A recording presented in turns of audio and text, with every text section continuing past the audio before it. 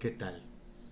Soy Adán Echeverría y quiero compartirte esta lectura de mi columna, una columna que se publica en varios periódicos a nivel nacional, en los estados de Nayarit, en el estado de Yucatán, en el estado de México, en Aguascalientes en algunos momentos, en Baja California y aquí en Tamaulipas. Quiero compartirte algo que ha ocurrido en estas últimas semanas, antes justamente de las elecciones del 2 de junio de 2024, en la que se pretende votar por el cambio sexenal para el nuevo presidente de nuestra nación. Además de elecciones de senadores, diputados federales, diputados locales, regidores y alcaldes. Bien, la columna la he titulado Tú eres un intelectual. No, tú eres más intelectual. Y dice, este 2024, ser intelectual o decirse intelectual se ha vuelto más un insulto, quizá equiparado con una mentada de madre. Maldito intelectual, tu intelectual progenitora, que cualquier otro insulto del diccionario mexicano de las malas palabras. Todo porque Roger Bartra, nacido en 1942, Enrique Krause, nacido en 1947, y Héctor Aguilar Camín, nacido en 1946, lideraron un grupo de sochi-intelectuales y los llamaron a firmar uno más de sus panfletos insertados en los periódicos mal llamados nacionales, en el que decididamente llaman a votar por la candidata del PAN, el PRI y del PRD. No es relevante saber por quién va cualquier ciudadano mexicano o mexicana a votar, puesto que el voto en este país es libre y secreto, por lo que es su derecho revelar sus preferencias electorales o no revelarlas.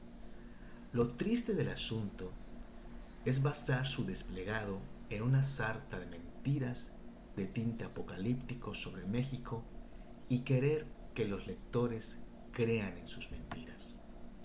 Lo cierto es que nuestro país está mucho mejor que lo que estuvo del 2000 al 2024, con los gobiernos del PAN y del PRI. México no se volvió la Venezuela que tanto pregonaron los odiadores de López.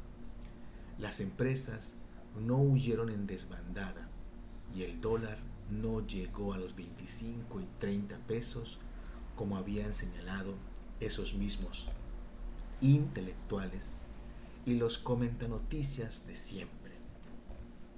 En este sexenio que está por concluir este 2024, se construyeron magnas obras sin haber adquirido deuda pública.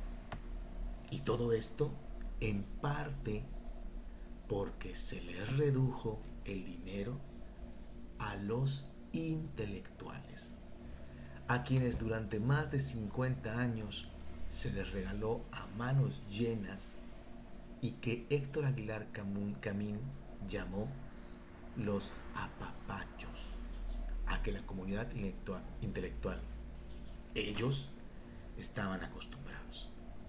Esos millones que las revistas Siempre, Nexos y Letras Libres, además de Editorial Clio, dejaron de recibir en bolsas millonarias y que ahora se ha utilizado en becas, apoyos a la cultura, becas del FONCA, que es el Fondo Nacional de la Cultura y las Artes, del Sistema Nacional de Creadores de Arte, de los 32 PECDAS, el PECDA es la beca estatal, las becas Alas y Raíces, las becas del PACMIC estatales, que año con año han repartido el presupuesto en la cultura a muchos más mexicanos y mexicanas que lo que ocurría durante aquel periodo en el que el duopolio Krause-Camín regenteaban la cultura en México. Solamente hay que recordar el eslogan con el que la revista Letras Libres se ha identificado desde su creación el 3 de enero de 1999. Dense ustedes un poco de cuenta. La revista de los intelectuales de México se hacían llamar o se hacen llamar. Y con ese eslogan han querido decirle a los mexicanos que son los herederos de Octavio Paz, que en sus páginas es donde se hace la verdadera, la mera neta de la intelectualidad mexicana. El desplegado de los 250 intelectuales que llamaron a votar por Xóchitl es tan hipócrita que estos mismos 250 personajes jamás mirarían a Xóchitl Gálvez si no fuera hoy candidata presidencial, si no hubiera sido senadora, si no hubiera sido alcaldesa de la alcaldía Miguel Hidalgo. Es decir, si no hubiera tenido un puesto de poder desde el cual ocupar para poder solicitarle dinero para sus proyectos culturales, para sus viajes culturales, para sus encuentros culturales, para sus premios culturales, para decirse unos a otros a quién le toca esta vez el reparto del dinero para su carrera, para construir su carrera intelectual. Jamás mirarían a Xóchitl, simplemente porque Xóchitl es sumamente ignorante, como ha quedado de manifiesto en muchísimos momentos apenas en estos periodos electorales. Es inmensamente inculta y muestra de ello fue que en el mismo evento en el cual los intelectuales firmaron el desplegado, la señora X, como siempre, pegó su chicle en el sofá donde estaba sentada en el Palacio de Minería, frente a todos sus Xochitl intelectuales. Sin embargo, no bastando el desplegado de los Xochitl intelectuales, los Claudia intelectuales decidieron hacer su propio desplegado en apoyo a Claudia Sheinbaum. Pero estos, y cómo no, decidieron no ser 250 solamente, sino quisieron mostrar músculo y reunieron a 900 Claudia intelectuales, que dijeron con su acto: nosotros sí somos los verdaderos, los reales, la mera neta de la intelectualidad mexicana. Y sin recibir apapachos oligarcamines. En verdad, ese término es el que utilizaron en su discurso. Tú eres intelectual. ¿Intelectual? Eso lo serás tú. Y tú, tu intelectual progenitora. En eso terminaron su batalla intelectual. Lo único cierto es que en un país de poco más de 120 millones de habitantes, el promedio de años de estudio de los mexicanos y las mexicanas es de apenas 9.2 años, lo que implica que apenas han logrado terminar la educación secundaria. Es decir, más de la mitad de la población mexicana solamente ha podido concluir la educación secundaria y por múltiples razones ha tenido que abandonar los estudios, principalmente el económico. Tienen que trabajar para vivir y no pueden dedicarse a estudiar. Y únicamente el 17% de la población de México tiene educación superior o profesional. Únicamente el 17.1%. ¿Qué implica? Que de los 120 millones, cerca de 15, 16 millones de habitantes del país han logrado tener una educación superior, una licenciatura, una ingeniería.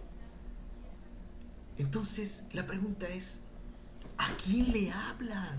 este grupo, estos dos grupos de intelectuales que se pelean el término? ¿A quién le hablan? ¿Quién los lee? ¿En verdad creen que el obrero de la fábrica, el vendedor callejero, el que forma parte de un cártel del narcotráfico, el halcón de la esquina que da el pitazo cuando viene la policía, aquel del punto donde venden drogas, el mecánico, el luchador, el futbolista, saben quién es Roger Bartra? ¿Les debe importar? ¿Sabrán quién es Horacio Franco? Supongo que el ciudadano de a pie está más ocupado en saber si le alcanzará la quincena para poder mantener a su familia o para poder pagar su renta o pagar su casa.